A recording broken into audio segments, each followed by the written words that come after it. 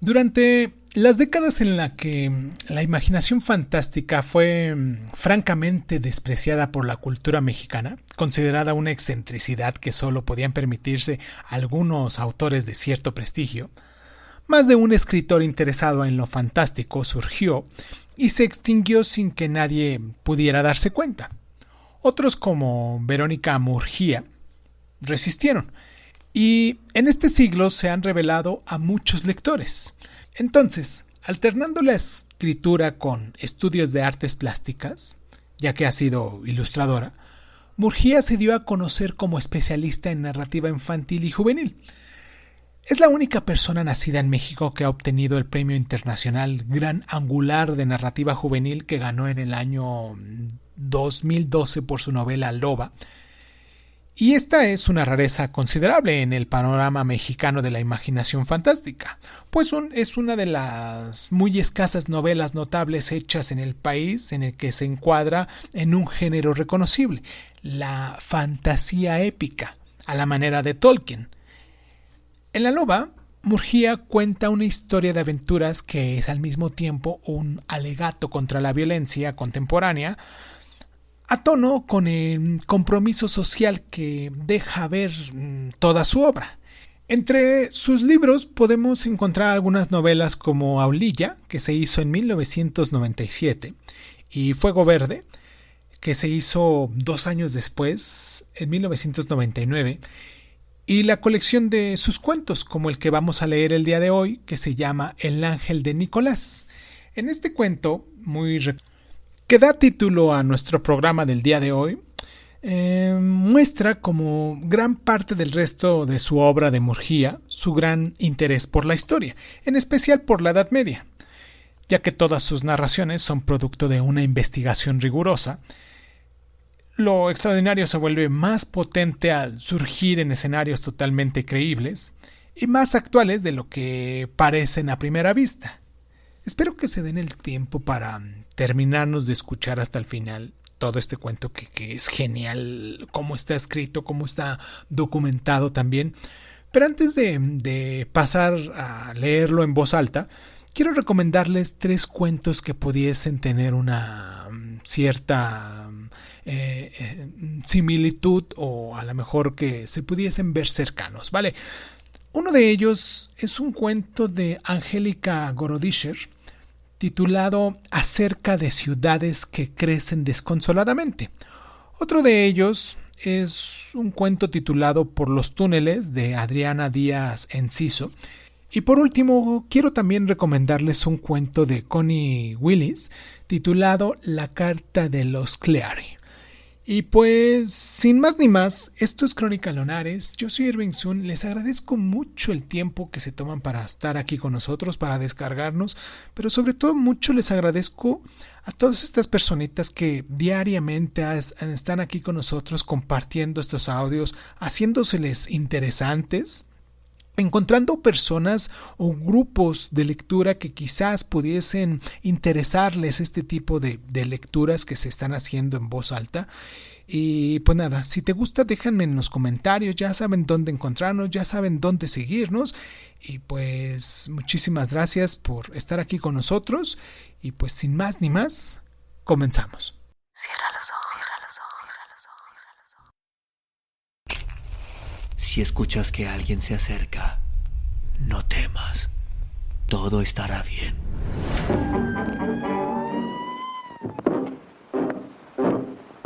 Oh, I'm going down to St. James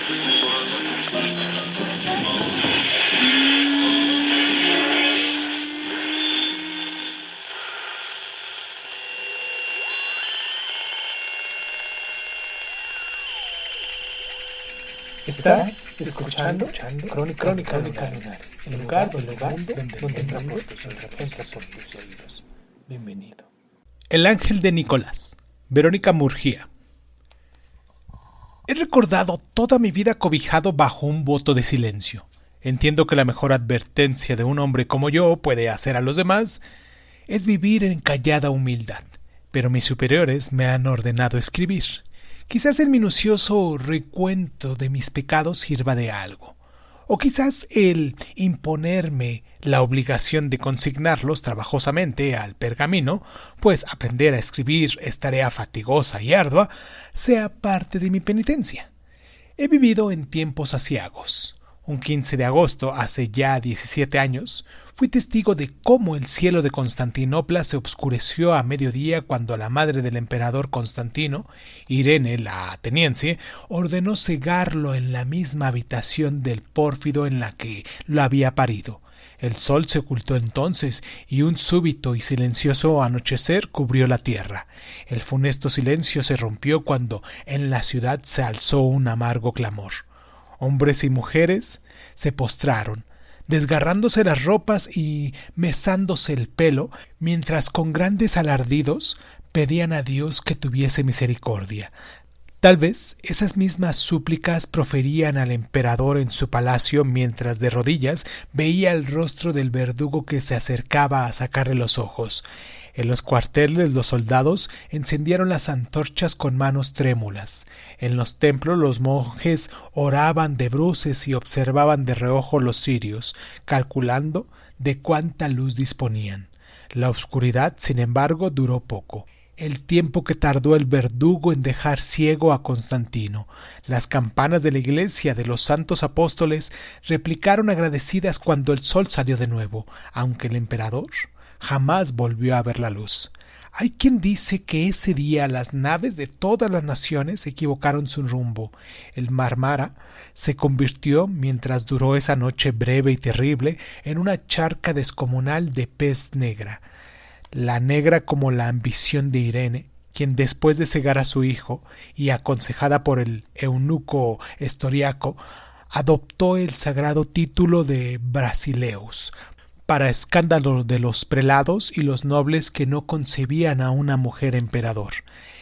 En la Pascua del año 799 de nuestro Señor, fui a buscar a una siciliana de la que me había encaprichado a un burdel cercano al palacio de Magnuara.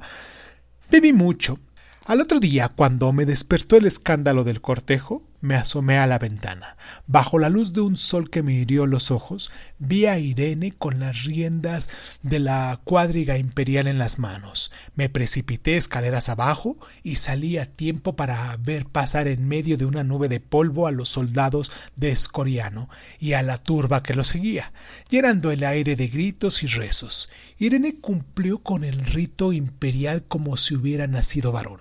Arrojó monedas de oro al populacho, alcancé a ver recoger 25 besantes, y las imágenes que su hijo había mandado a quitar de los templos fueron restituidas. Los griegos adoramos de nuevo los íconos como si fueran idólatras, postrándonos ante las imágenes como si fueran dioses. Algunos de los monjes que antes se negaban a tolerar a una mujer que fuera Basileus, la bendijeron a pesar de la muerte de Constantino, pues el verdugo fue tan cruel al cegarlo que no sobrevivió ni 2 semanas. Pero la Virgen María seguía apareciéndose sobre las murallas. Las gentes gritaban al ver el manto azul y brillante como una flama, ondeando sobre sus bastiones. «Preotocos, protégenos, Madre Santa de Dios», y Constantinopla entera se envalentonaba. 2. En las noches cuando las campanadas llaman a maitines, abro los ojos en obscuridad y mi corazón late deprisa, inmerso en el recuerdo de la batalla contra los búlgaros a quienes Lucifer ha otorgado tantas victorias, envuelto por el tiempo lentísimo de ese claustro en el que el recuerdo florece y fructifica sin que nada nos distraiga, aun a pesar del dolor y del remordimiento. Me pregunto si la sangre de Irene, esa madre crudelísima, sería más digna que la de Nicéforo, el goloteta del tesoro que la derrocó y la envió a morir a Lesbos. Dicen los patricios que a Nicéforo le faltaba ambición. Comentan que si Irene hubiera vuelto a casarse, se hablaba de un matrimonio con Carlomagno. Ese bárbaro incapaz de escribir su propio nombre, el imperio habría resistido invulnerable al embate de los búlgaros. Pero Irene no importó nunca. Es a Nicéforo a quien recuerdo como mi Basileus, y es por él que mi corazón se estremece en las noches. Me alisté en el ejército de Nicéforo cuando Bardanes turco trató de conquistar el trono. Nicéforo se defendió como un león y ahí empezó su ascenso fulgurante. Derrotó a Baldanes, derrotó a Arsabel. Los soldados vencidos desfilaron en una larga procesión por las calles de Constantinopla, los raparon y cargaron de cadenas, el populacho los insultó, algunos les arrojaron piedras y puñados de bostas de caballo, los rapazuelos trataban de herirles las piernas con palos afilados y los llamaron hijos de perra. 50 soldados fueron cegados y los agujeros donde habían estado sus ojos parecían mirar las altas murallas cuando volvían sus rostros exagües al cielo. A nuestros oídos llegaban los ecos de las incursiones árabes contra Atenas, en las escaramuzas contra los búlgaros y sáharos ingratos que se agazapaban en los pantanos del Danubio. Se apagaban centenares de vidas griegas. El Cancrum, ese nombre que es como un terrón de lodo en mi boca, ese nombre semejante al ruido que hace una piedra al romperse, había reunido a los búlgaros bajo su mando. Ese ejército venido de los bosques oscuros y llenos de monstruos de Transilvania dio batalla y venció a los griegos en las orillas del río Escrimón. Krum y sus hombres llevaron su insolencia hasta asesinar a las guarniciones acuarteladas de Sofía. Tanto miedo hubo entonces en Constantinopla que los monjes predicaban en las calles y decían que se avecinaba el fin de los tiempos. Fueron esos días cuando se reanudó la costumbre de dar la comunión en los cadáveres antes de enterrarlos. Nicéforo probó su valor contra la flota de Harún al-Rashid. Las flotas bizantinas usaron el arma secreta y atroz. Los infieles fueron vencidos y las tumbas fueron sus propias naves. Convenidas en piras funerarias que flamearon sobre las aguas del mar, dentro de las nubes de fuego griego se incendiaba la espuma de las olas. 3. Desde niño quise ser soldado. Nací fuera de las murallas y mi orfandad transcurrió a la sombra majestuosa de la puerta de San Romano. Mi niñez me enseñó que el único poder verdadero, más elocuente que el sonido de las monedas o que las palabras de nuestro Señor, era el de la espada. Perpetré toda obra que se hace al abrir de la oscuridad. Robé, engañé, violé y di muerte. Vi al hierro triunfar sobre la belleza y la astucia. Vi cómo silenciaban los rezos más desesperados y las blasfemias más repulsivas. Me hice famoso entre los sicarios porque me aficioné a la daga corta, aquella que obliga a quien la maneja a atraer la víctima hacia sí con la otra mano. Me temían y yo me deleitaba en mi torva susceptibilidad de hombre armado. Para mí, solo la espada podía oponerse a la espada. Mi vida era matar o morir. Se mataba o se moría en el palacio, como cuando la madre ordenaba cegar al hijo. En los combates, en las naves, cuando las aguas hambrientas devoraban a los hombres que otros arrojaban por la borda.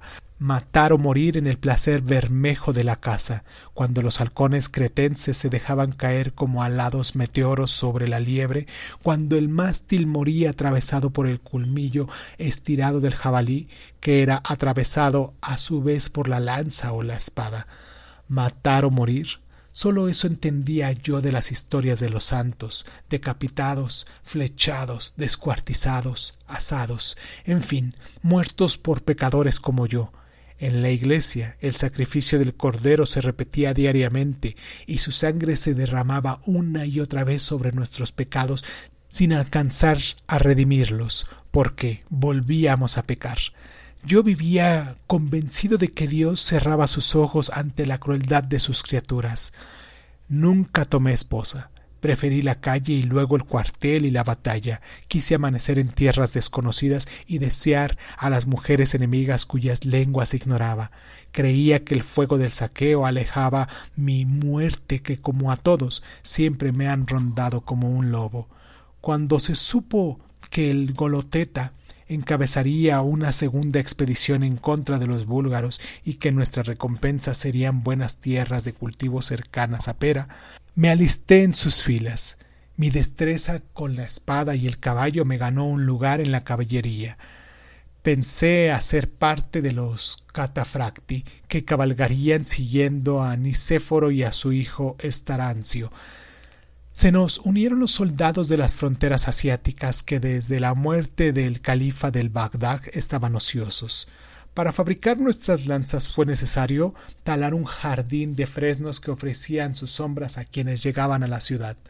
La mañana de mayo que salimos de Constantinopla por la Puerta de Oro, la multitud efervescente que nos vio partir afirmó que nuestras lanzas eran como un bosque, cuyas hojas rutilantes eran las puntas agudas de las picas.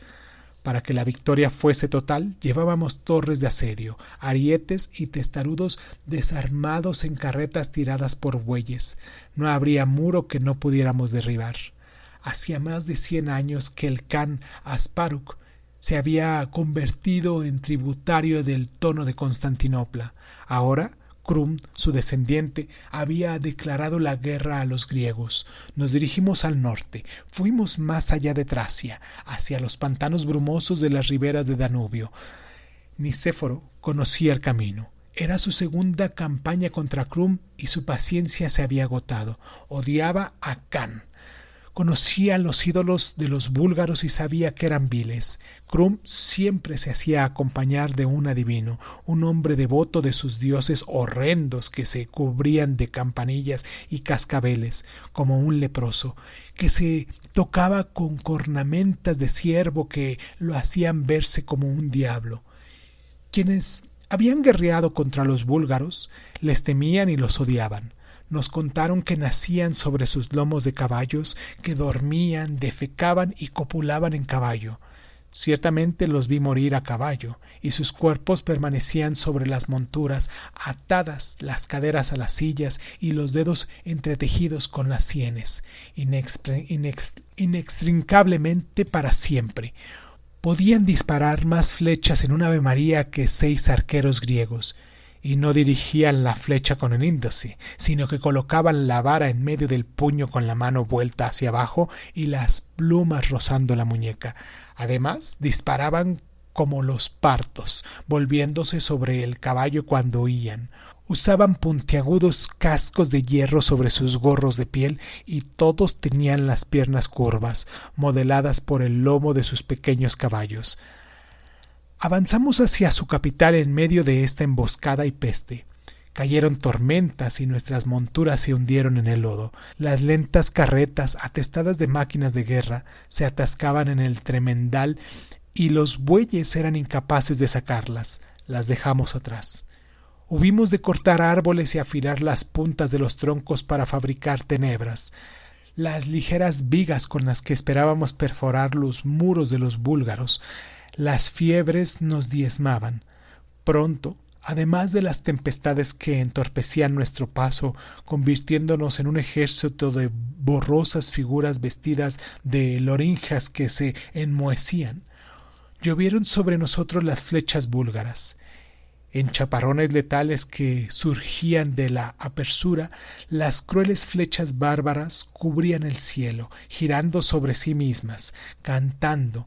Los búlgaros agujeran las puntas y sus flechas silban como mirlos, y alargando su espiral mortífera hasta que se clavaban en la espalda de un hombre. A causa de la humedad, ni las heridas más superficiales se curaban, y de los labios de cualquier laceración rezumbaba la pus. Los hombres del Khan preferían atacarnos de noche. Desjarretaban las mulas y desaparecían antes de que pudiéramos verlos. Sus caballos eran fantasmas veloces y hundizos que se confundían con la negrura, y de poco nos valieron las fogatas tiritantes que encendíamos con leña mojada. A veces un ojo como una almendra de tinta en cuyo centro brillaba una gota de luz se destacaba en la maleza y los vigías daban la voz de alarma.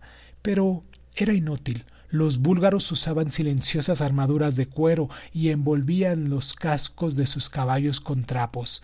A los griegos que raptaban los encontrábamos después, a la vista de sus cuerpos martirizados y tumefactos. El pavor y la sed de venganza peleaban por nuestros corazones. El numeroso ejército con el que salimos de Constantinopla menguaba día a día y los mercenarios desertaron. Tuvimos sed. Cum y su hijo Omurtaj envenenaron los pozos. Solo Nicéforo guardaba la calma. Dábamos sepultura a nuestros muertos y él oraba por las almas después de ungirlos con aceite bendito. Velaba sobre nosotros cuando comíamos nuestro rancho de cecina y aceite sobre los escudos que colocábamos encima de las rodillas y nos mostraba una reliquia de San Demetrio que llevaba colgada del cuello, un trozo de hueso que fungía tenuemente engarzado en los rayos de un relicario de oro. El logoteta traía la santa hostia en sus alforjas y no temía. Nos ordenó gritar: «Señor, ten piedad», al combatir, pero como temíamos, era cada día más crueles y dejamos la piedad para Dios. Asolamos las tierras de los súbditos de Krum. Tuve una mujer búlgara que tomé prisionera después de quemar su aldea. En las noches me daba un mudo calor de bestia mansa. De día caminaba detrás mío, uncida a mi caballo con las manos atadas. Me gustaba, pero la maté a pesar de su dulcedumbre, porque las burlas de un macedonio que la encontraba fea me irritaban. Nunca supe su nombre. Acicatelados por el miedo y la ira, llegamos a la extraña capital de los búlgaros, Prisca. El camino para alcanzarla quedó empapado de sangre griega y búlgara. Por eso al llegar nos sorprendieron su pobreza y la arquitectura torpe y simple de las murallas que contemplamos desde lo alto de un bosquecillo de encinas. Prisca, semejante a una costra de arcilla, era una aldea grande protegida por un muro de barro y troncos mal desbaratados de donde aún pendían algunas ramas. Nosotros, acostumbrados a los esplendores de Constantinopla y Salónica, nos reímos de sus débiles murallas señalándolas con el dedo y escupiendo en su dirección. Los vigías dieron la voz de alarma al vernos. Nicéforo gritó la orden de un temblor que recorrió las filas, acompañado por el venerable grito de guerra bizantino. «¡Noviscum!», gritamos 1000 veces, iracundos y anhelantes. El ejército se dividió como si un animal monstruoso se desperezara. La infantería avanzó con los escudos sobre sus cabezas, mientras los catafracti esperábamos impacientes, clavando la espuela y tirando de la birda al mismo tiempo. Algunos búlgaros asomaban la cabeza sobre el muro y tiraban sin puntería. Nicéforo bajó el astil de su lanza, en el que ondeaban nuestros colores. Comenzamos. La infantería lanzó los ganchos y las escalas colgaron del muro. Nosotros disparamos flechas incendiarias que prendieron los techos de paja. Era tan grande nuestro ímpetu que al principio no nos dimos cuenta de que la ciudad apenas se defendía. El muro de Prisca era más bajo que los muros de los fuertes que habíamos quemado en el camino. Entramos en ella como un río atronador.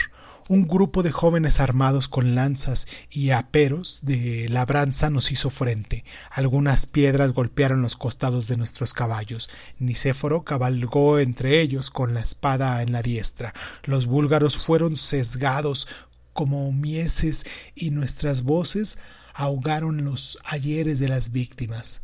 Cayó la tarde sobre nosotros, pero no nos dimos cuenta, iluminados y caldeados por los fuegos de la ira y el saqueo.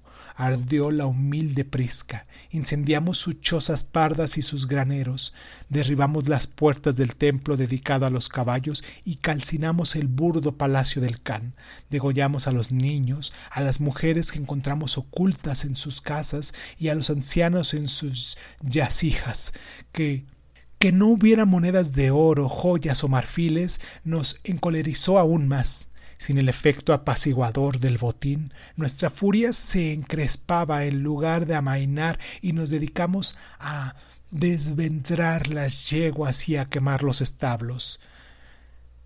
Krum no está aquí, nos decíamos con asombro, y a pesar de que no habíamos matado a un solo soldado, no nos detuvimos.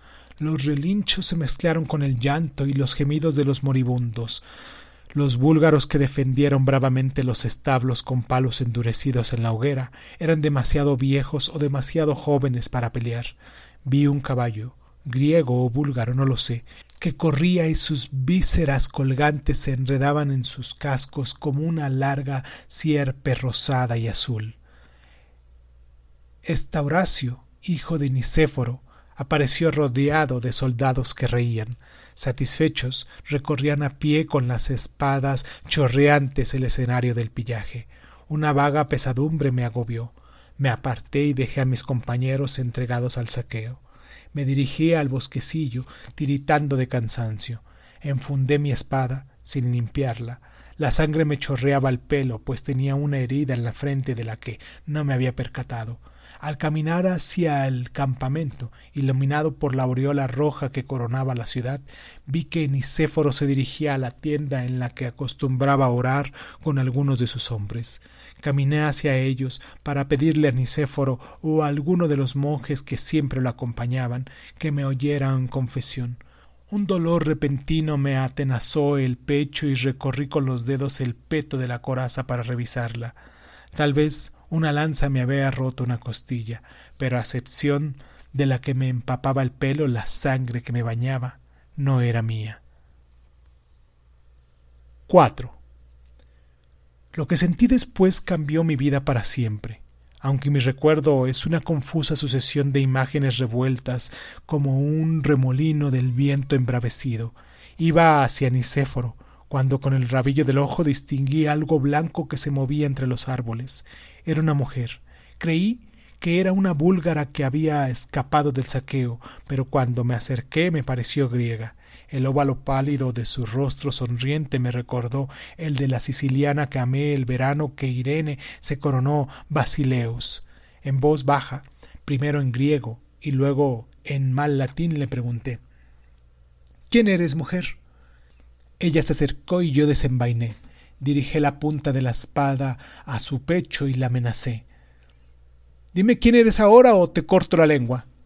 La mujer tendió los dedos hacia el filo de mi acero. Volví apenas la muñeca para que la hoja se clavara en la parte blanda que hay entre el pulgar y el índice de la mano que se acercaba. Cuando mi espada, de pronto pesadísima, cayó al suelo. Una gota de sangre de la herida que tenía en la frente entró en mi ojo izquierdo y medio ciego retrocedí. Ella avanzó otro paso. A lo lejos se escuchaban los gritos de los griegos. Alcancé a pensar que había caído en una trampa y me incliné sobre la espalda que yacía encima de la hierba cuando ella colocó su pie desnudo en el hierro. Sentí que me ahogaba de rabia. Quise cogerla del pelo para forzarla y degollarla porque se había burlado de mí, pero cuando me erguí, ante mi vista no estaba ya la muchacha vestida de blanco, sino un soldado griego de mi edad y altura con acero idéntico al mío en la diestra y un escudo colgado sobre el costado. La cara permanecía en la oscuridad. ¿Me reconoces?, dijo una voz familiar. Dudé, lleno de terror. «No sé quién eres», susurré. «¿Qué fue de la hechicera?» «¡Mira!», exclamó él y levantó la espada. De la hoja manchada de cuajones brotaron lenguas de fuego que lamieron la oscuridad. Vi, iluminados por la luz celeste que brotaba del acero, el bosque y el campamento, y mis manos se veían azules y en ellas brillaba la sangre como aceite negro. Entonces reconocí la espada. No era la mía. Era la espada cuya punta señaló a nuestros padres Adán y Eva la salida del paraíso. Me cubrí el rostro y grité por la luz que hería y sentía la mano del desconocido sobre mi cabeza. Tuve miedo a pesar. La luz que brillaba detrás de mis párpados cerrados y los que teñía de rojo se apagó. Las visiones ocuparon todo el espacio del cielo y de la tierra. 5. Vi mi cuerpo. Lo vi por dentro y el trabajo de los órganos para que mi duro corazón apretado como un puño siguiera latiendo. Mi mano los dedos apretados y tintos en sangre. Era un corazón que se cerraba sobre el puño de mi espada. Vi una fosa abierta en un lugar desconocido, y junto a ella un matorral de hierba amarillenta. Supe que era mi tumba, el último hogar de mi cuerpo en este mundo. Vi las cismas de Marmara y vi la silueta armada de Constantinopla, pero los muros ardían y se desmoronaban. Vi las guerras sucesivas, las banderas y estandartes, todos distintos, todos el mismo. Caí hincado y abrí los ojos, y ante mí estaba la muchacha búlgara, aquella que me sonreía con las manos atadas y me imploraba que no la matase en un idioma que yo ignoro, pero que comprendí. De su garganta brotó sangre que derramé. Grité y vi llorar a su padre, como lloré cuando yo era niño y mataron a mi padre en una taberna por la espalda a causa de una ofensa imaginaria.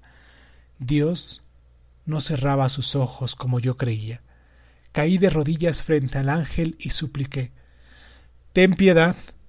Ante mis ojos la muchacha búlgara se convirtió en mí y fue como mirarme en un espejo.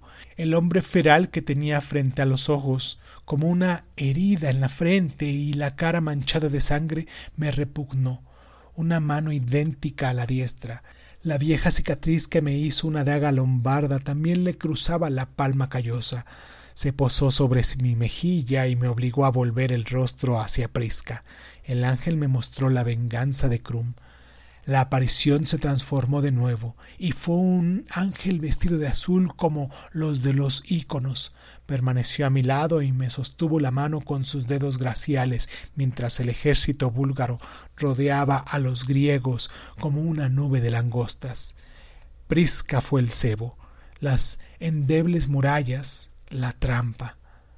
Los griegos, entorpecidos por la sangre derramada como un narcótico, fueron sorprendidos por los búlgaros en plena rapiña. Krum galopaba al frente, su casco relucía y las mangas acolchadas de su traje estaban teñidas de sangre hasta los hombros. En su peto de cuero de yegua vibraban algunas flechas griegas. Montaba un caballo robusto que tenían los francos brillantes de espuma y los belfos sangrantes. Los búlgaros aullaban. De sus gargantas salía un ulular agudo que hizo que yo me soltara de los dedos del ángel para taparme los oídos.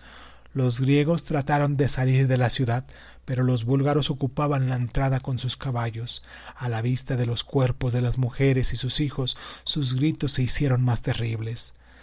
¡Ay de mis compañeros!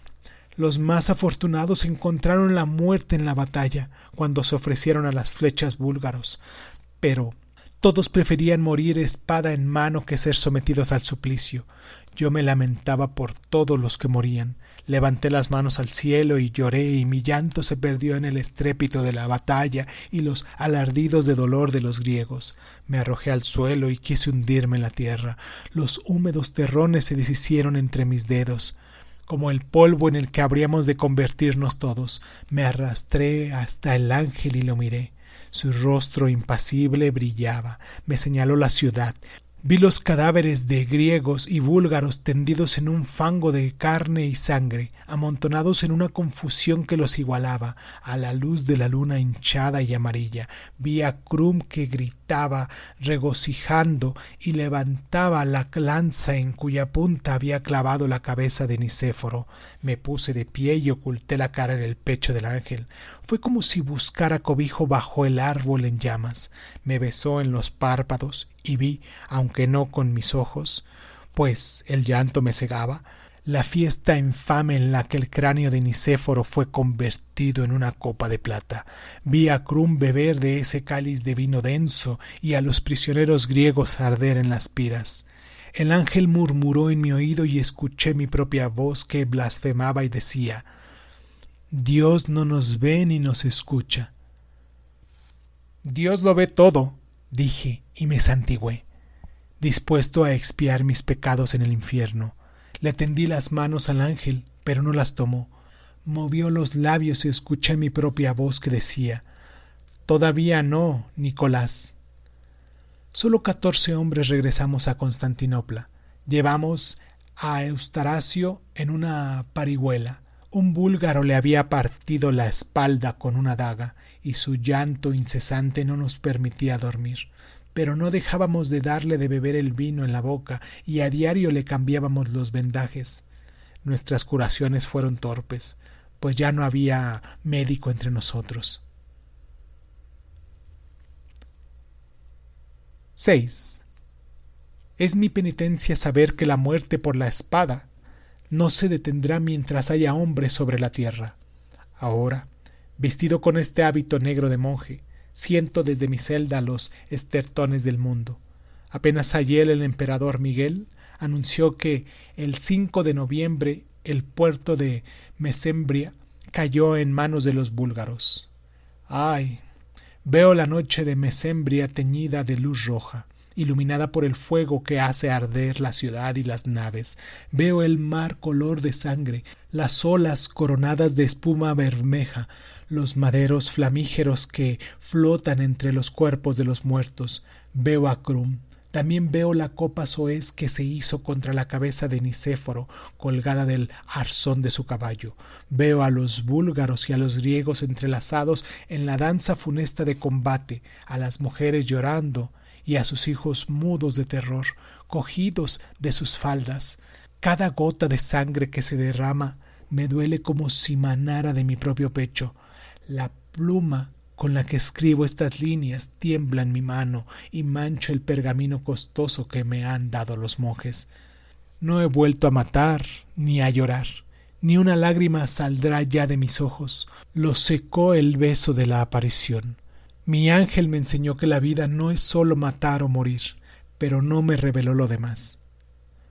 Constantinopla, en el año 812 de nuestro Señor Jesucristo y en el año 6334 desde el principio del mundo.